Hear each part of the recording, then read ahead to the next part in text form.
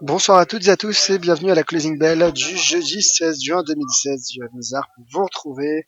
Alors avant de parler marché et graphique, je vais répondre comme chaque webinaire, l'avertissement légal. Il y a le risque de trading, négocier sur marge sur le marché des devises via des produits CFD comporte un risque élevé et ne peut être recommandé à tout investisseur. FXCM et DailyFX ne pourront en aucun cas être tenus responsables de pertes ou dommages occasionnés à un client sans restriction des pertes manques à gagner qui pourraient découler directement ou indirectement de l'utilisation de ces informations.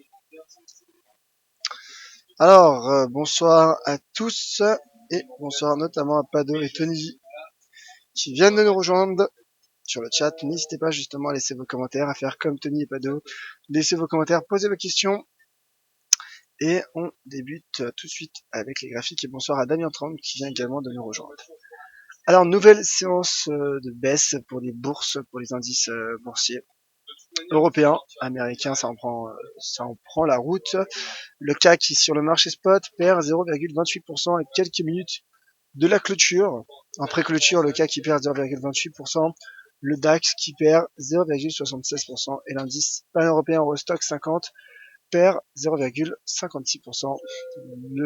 Les indices donc qui finalement sont toujours affectés par la menace d'un Brexit à une semaine tout juste du référendum qui aura lieu donc le 23 juin prochain. Techniquement, le marché teste toujours ce support à 4165, un pullback sous ce niveau reste possible. Le DAX également est baissier, il a quasiment atteint les 9400 points. Rebond en fin de séance des indices, mais les indices, les risques restent toutefois baissiers sur le DAX, notamment depuis la cassure des 9750 points.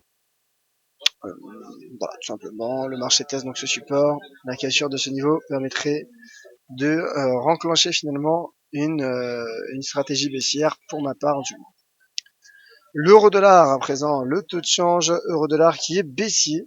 Et oui, belle bougie rouge qui prend forme. Vous l'avez suivi dans notre compagnie tout à l'heure avec Vincent et Sylvain dans un Wall Street, Vincent et moi-même dans un Wall Street Insider spécial inflation US. L'euro-dollar qui a atteint notre première cible à 1,1136. Voilà, c'est la cible de Vincent. Donc, qui a été quasiment atteinte, qui est atteinte. Voilà. En effet, le marché a effectué un plus bas à 11,31.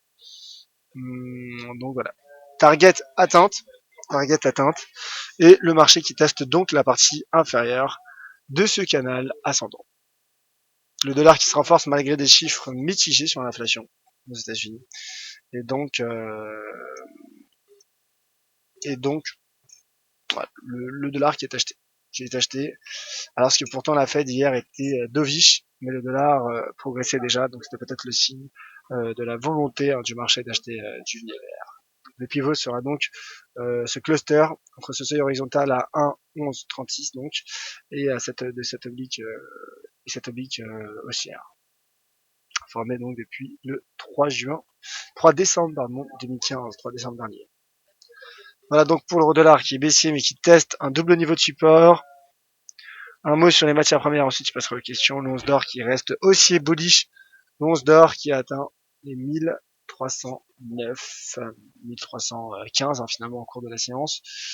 Bullish comme me le montrait ce matin Vincent. Le RSI en daily est sorti par le haut d'un canal baissier, je vais finir par y arriver. Et le RSI qui croise à la hausse la bande 70. Donc le potentiel est haussier pour le cours du métal jaune. Et le métal jaune qui finalement reste haussier malgré le rebond du dollar américain. Un mot sur le pétrole et le dollar américain, comme vous voyez, qui fait range. Ma cible a été atteinte d'ailleurs, à 11 925. La cible énoncée lors du Wall Street Insider.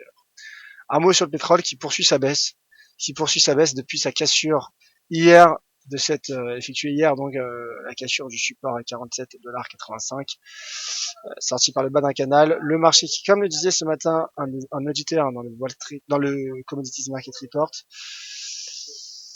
le marché en effet qui, pour vous rappeler le contexte, donc je ciblais ce support à 46, qui correspond également, donc comme l'a signalé un auditeur, à cette EMA 50 en daily. Moyenne mobile exponentielle. Le marché travaille ce niveau, mais le risque reste baissier. Regardez ce que nous dit l'indicateur de Momentum RSI. Voilà donc pour ce tour d'horizon de la séance du jour. Le CAC qui s'est confirmé, qui clôture à moins 0,45% sur le marché spot. On passe aux questions. Je rappelle que la Banque d'Angleterre a, comme prévu, opté pour un statu quo. Il s'agissait de sa dernière intervention dans le cadre d'une réunion de comité de politique monétaire avant le Brexit. Alors, un commentaire de la part de Pado. Bonsoir Yoav, merci pour cette clôture. Ton avis sur l'euro-dollar sous les 1,1150. Écoutez, l'euro-dollar, j'en ai parlé. En effet, le risque est baissier, mais le taux de change teste un double niveau de support dans tous les sens. Ilienne, rebonjour Yoav. Mais si USDN s'installait dans un range possible, on regarde ça tout de suite, ma chère Ilienne. L'USDN, baissier. Là, je ne vois pas où le range serait possible. Je ne vois pas de range. Alors peut-être sur une tête de temps plus courte. Oui, peut-être un range. Bon là, c'est plus un triangle, j'ai l'impression. Plus un triangle.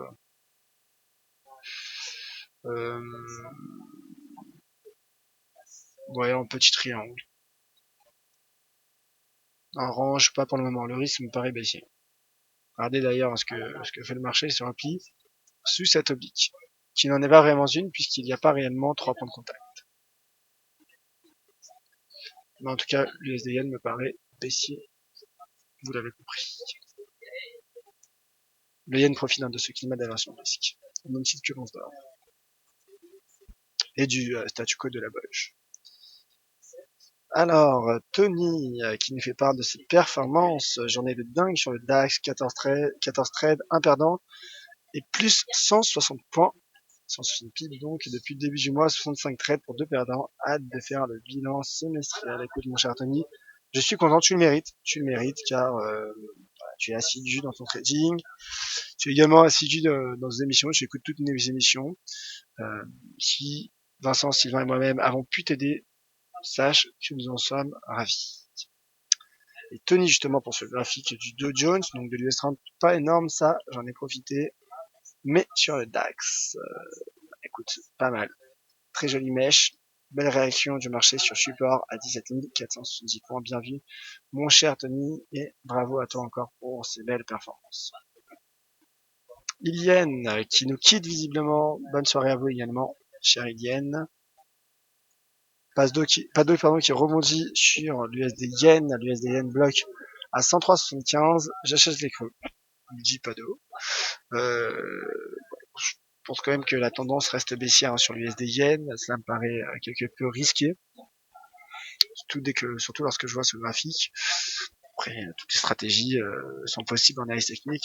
Je pars simplement de ce que nous dit l'analyse technique. S'il a bougé en cours et elle est bien partie pour casse ce support, très beau support à 105,16. Je préférerais qu'il la casse en données hebdomadaires. En effet, selon moi, le marché pourrait atteindre à moyen long terme les 101 300 yens. 101 yens 300. Pado, je me méfie de la Boge vers les 103,50. D'accord, merci mon cher Pado. JS, message interposé pour Tony. Il n'est pas prudent le Tony, mais bravo. En effet, bravo à toi mon cher Tony. Georges toujours, le DAX serait-il bullish au-dessus de 9550 points? Le DAX m'apparaît, comme je disais, plutôt baissier. Plutôt baissier. 9550. Pourquoi pas? En tout cas, il y a ce niveau de support à 9400 qui a immédiatement fait réagir les marchés quasiment. Bullish, je ne sais pas, mais en tout cas, un rebond est possible. Pour le moment, il est difficile dans ce contexte de dégager une stratégie haussière au vu des performances des indices boursiers. Mais bon, sait-on jamais. sait-on jamais. Il y a potentiellement une contradiction qui prend forme, une divergence haussière en H4 qui prend forme.